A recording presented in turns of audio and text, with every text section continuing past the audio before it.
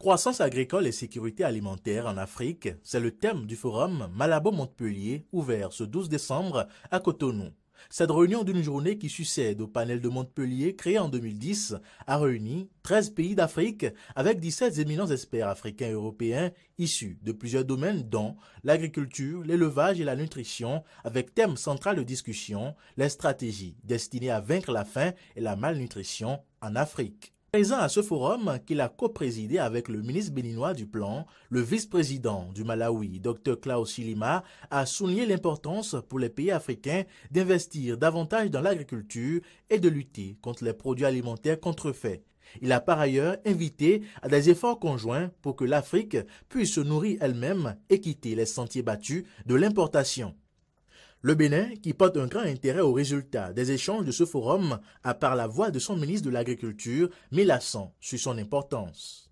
Les enjeux économiques et stratégiques concernés par cette rencontre sont donc très grands et se situent au cœur de la souveraineté même de nos pays pour lesquels le secteur agricole demeure le secteur prioritaire, pourvoyeur d'emplois, de richesses et de ressources alimentaires ainsi que de matières premières. Quant au ministre du Plan et du Développement béninois, Abdoulaye Biotchane, qui a co-présidé le forum Malabo-Montpellier, il a dressé le tableau sombre de la nutrition en Afrique avant de présenter celui du Bénin non moins reluisant, tout en précisant les efforts du gouvernement de Patrice Talon pour pallier le mal. Au Bénin, mon pays, le niveau de la malnutrition chronique des enfants de moins de 5 ans est de 34%. Ce taux se situe au-dessus de 30%, seuil jugé critique par l'OMS. Notre gouvernement, face à ces situations, a engagé sa responsabilité à travers son programme d'action et l'adoption d'un plan stratégique de développement du secteur agricole 2017-2025. L'adoption de ce plan stratégique vient confirmer le souci majeur du Bénin de réaliser non seulement l'objectif de Maputo, mais aussi de bouter la faim hors du pays, tout en faisant de l'agriculture un levier important de développement économique et social dans notre pays. Je rappelle que l'agriculture est dans le programme d'action du gouvernement le premier secteur. Plus récemment, l'exemple des cantines scolaires est aussi illustratif des actions que nous avons choisi de faire.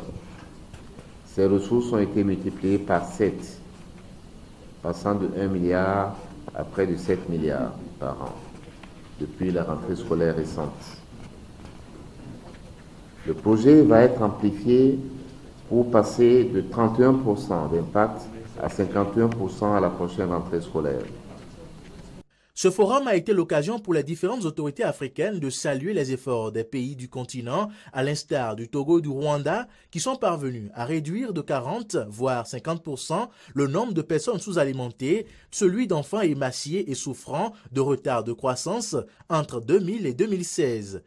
Les experts du Malabo-Montpellier Forum de Cotonou se sont penchés sur les secrets de ces succès pour en tirer les expériences nécessaires pour permettre aux autres nations africaines de vaincre la faim et la malnutrition. Ceci dans un contexte où 224 millions de personnes en Afrique subsaharienne ont été touchées par la sous-alimentation en 2016.